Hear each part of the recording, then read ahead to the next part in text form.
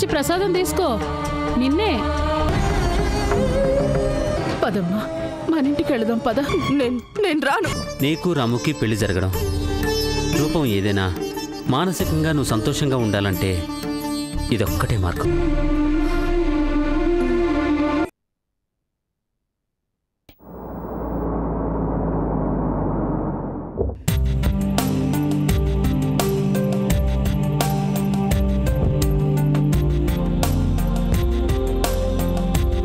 So అది madam, ఆ site ఉన్న ఊరు సుమారు 100 కిలోమీటర్ల దూరంలో ఉంది.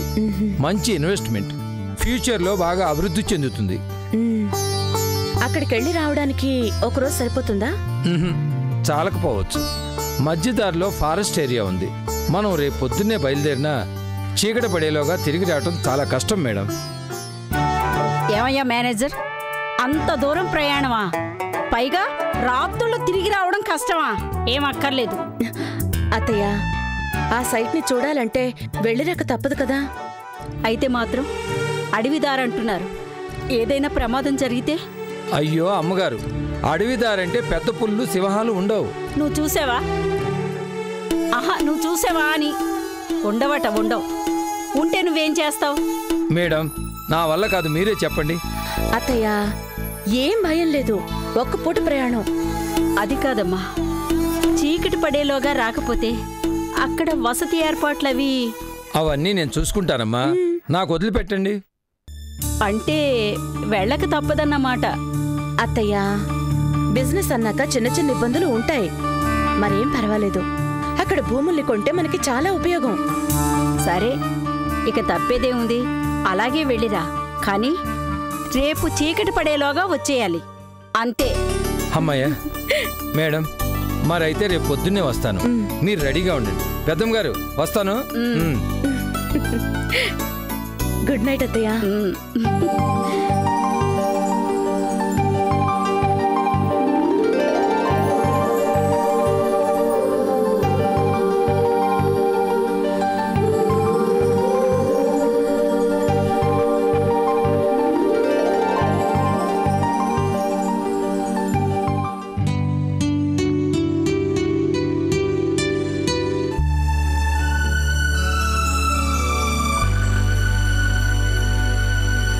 అమ్మా గాయత్రి, ఈ మేనేజర్ ఏమిటి ఇంకా రాలేదు? ఈ పాటికి వస్తూనే ఉంటారు మావయ్య. ఏమిటోనమ్మా, ఉన్న భూములు ఆస్తులు చాలవనా? అంత దూరం వెళ్ళి కొనడం అవసరమా? అత్తయ్య, గిరిగీసుకుని ఉన్న చోటే ఉంటే అక్కడే ఉండిపోతాం. ఎదగాలి అంటే ఎంత దూరమైనా వెళ్ళాలి, తప్పదు. కరెక్ట్గా చెప్పేస్తున్నారమ్మా.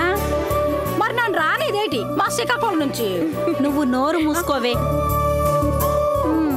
గాయత్రమ్మ గారు చూసినారా? పెద్దమ్మ గారికి తమరంటే అంత ఇట్టమో. అవునే, నా కోడలు, నా భయం నాది. అత్తయ్య, మళ్ళీ మొదలు పెట్టారా? సర్లే, ఇక మాట్లాడను. ఇలా అయితే నేను వెళ్ళనులేండి. జానకి, ఏమిటి చిన్నపిల్లలాగా? అమ్మా గాయత్రి, మీ అత్తయ్య మాటలు నువ్వేమి పట్టించుకోకు. ఇంతకీ మేనేజరేడమ్మా?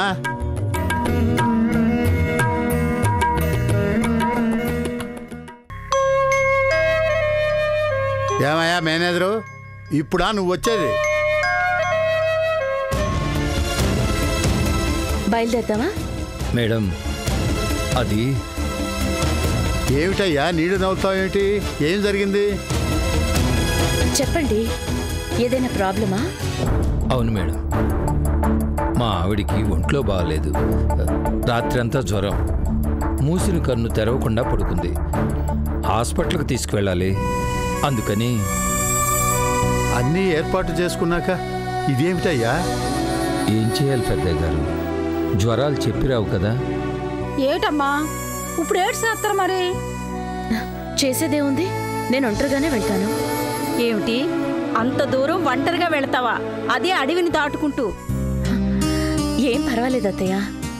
లేదమ్మా, నువ్వు ఒక్కదానివే వెళ్ళటం నాకు ఇష్టం లేదమ్మా. కానీ మావయ్య. ఇదిగో గాయత్రి, నువ్వు ఒక్కదానివి వెళ్ళడానికి వీల్లేదు, అంతే. మేడం, వీల్లేదని చెప్పాను కదయ్యా. అది కాదు పెద్దయ్య, రాము వస్తాడేమో, కనుక్కోమంటే కనుక్కుంటాను. రామునా? వస్తాడంటావా? వస్తే దిగిలే ఉంది, శుభ్రంగా వెళ్ళి రావచ్చు. అయితే ఇప్పుడే రాముకు ఫోన్ చేస్తాను పెద్దయ్య గారు.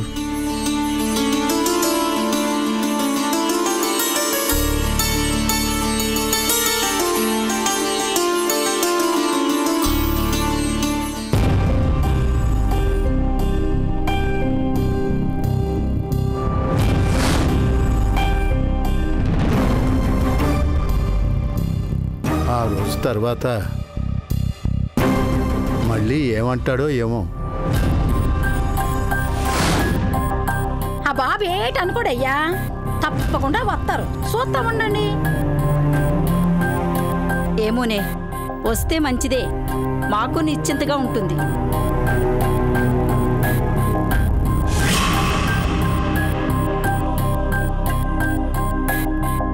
పెద్దయ్య గారు, రాముకు ఫోన్ చేశాను, రావటానికి ఒప్పుకున్నాడు.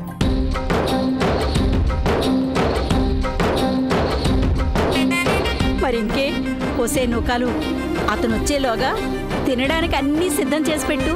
ఓ అలాగేనమ్మ గారు.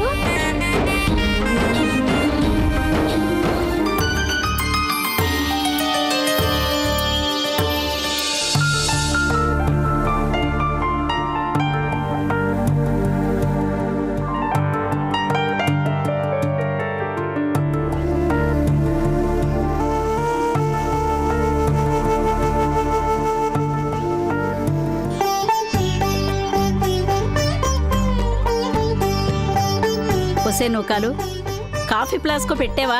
పెట్టేసినానమ్మ గారు. ఆ నీళ్ళ సీసాలో రెడీగానే ఉన్నాయమ్మా.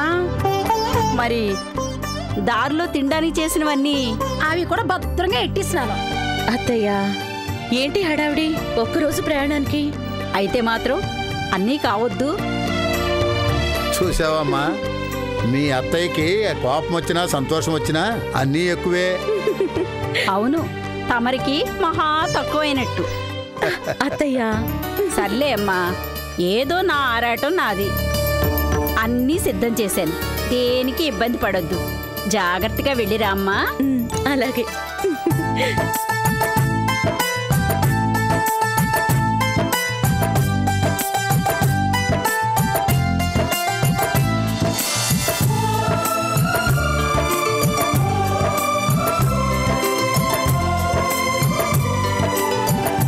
రాము, బాగున్నావా?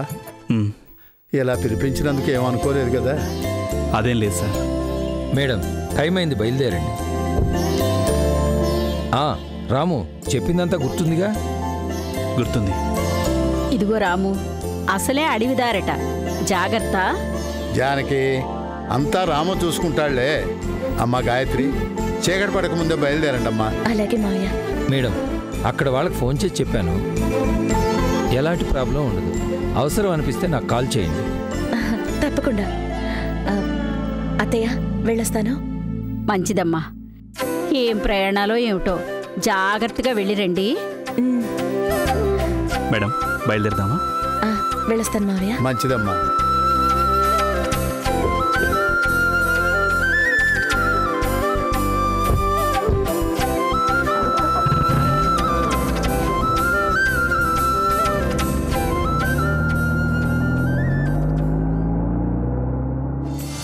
పెద్దయ్య గారు, నేను బయలుదేరుతాను. మీ ఆవిడ్ని మంచి డాక్టర్ చూపించు. అలాగేనమ్మా, వస్తాను. మంచిది.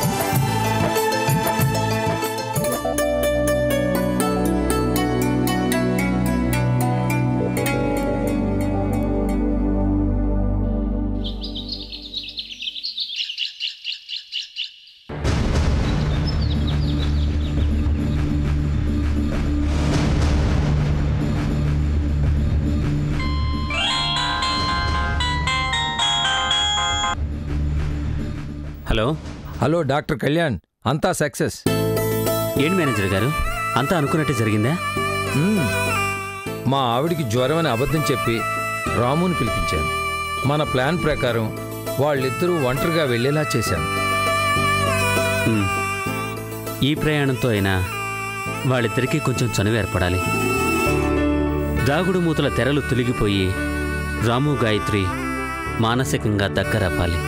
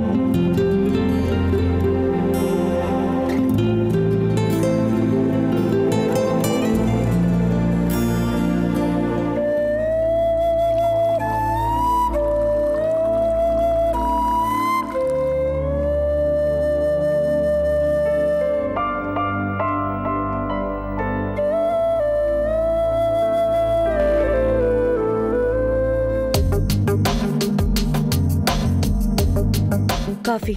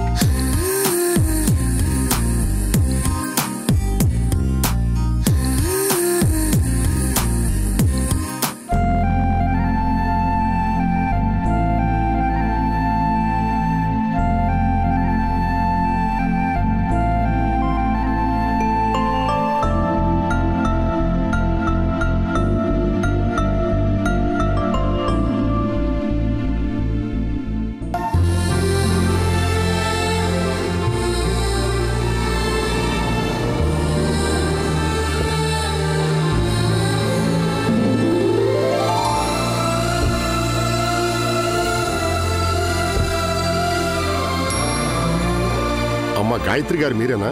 ఉమ్, నమస్కారం అమ్మా. నమస్కారం. తమరు వస్తారని ఎదురు చూస్తున్నాం. నా పేరు వీరాస్వామి. మీ మేనేజర్ నాకంతా చెప్పాడు. రండమ్మా, రండి వెళదాం.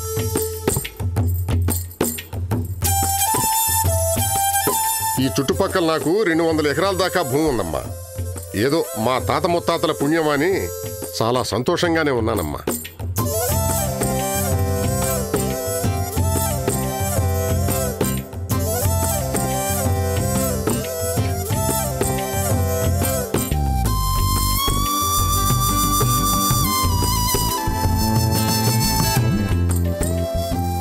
చూడమ్మా, ఆ చివరి నుంచి ఈ చివరి వరకు కనిపిస్తుంది. ఈ 25 ఎకరాలు ఇప్పుడు అమ్మాలనుకుంటున్నా. హైవే కూడా చాలా దగ్గరగా ఉంది.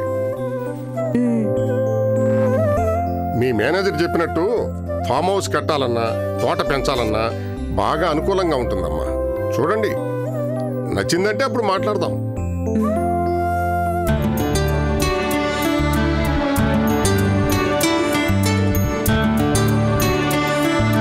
ఎలా ఉందంటారు? బానే ఉంది మేడం. హైవేకి దగ్గరలో అంటే డిమాండ్ పెరగొచ్చని అనుకుంటున్నాను. అవును మేడం. వీరస్వామి గారు, ఈ ల్యాండ్ నాకు నచ్చింది. మరి దీని తాలూకు టైటిల్ అది? ఆ విషయంలో తమరు ఆలోచించాల్సిన పనే లేదమ్మా. ఎందుకంటే ఈ భూమి మొత్తం నాది. పత్రాలు కూడా పక్కాగా ఉన్నాయి. రేయ్, ఇలా ఎవరా? ఇవిగానమ్మా దస్తావేజు పత్రాలు, చూసుకోండి.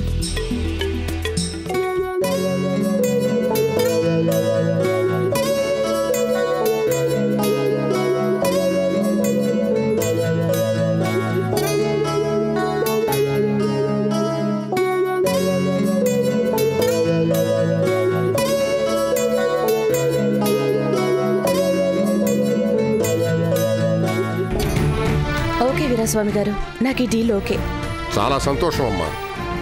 మీరు రిజిస్ట్రేషన్ ఎప్పుడంటే అప్పుడే పెట్టుకుందామమ్మా. అలాగే, ఇక మేము బయలుదేరుతాం. ఇప్పుడా? ఏ పొద్దు వాళ్తుంది కదండి. అయితే ఏంటి ప్రాబ్లం? మేనేజర్ గారు చెప్పండి. వెళ్ళిన పని పూర్తయిందమ్మా? డీల్ కూడా ఓకే అయింది. మిగతా వివరాలు వచ్చాక చెప్తాను. ఇప్పుడే బయలుదేరిపోతున్నాం. అడవిదారిలో ప్రయాణం కదా, చీకటి పడితే ప్రమాదం అమ్మా. మరేం పర్వాలేదండి. అది కాదమ్మా, నా మాట వినండి. రిస్క్ ఎందుకు? ఈ పూటకు అక్కడే ఉండి తెల్లారుగానే బయలుదేరితే ఇక్కడ మీకెలాంటి అసౌకర్యం కలగదమ్మా. ఎందుకైనా మంచిదని ముందే అక్కడ ఒక కాటేజీని బుక్ చేయించాను. సరే.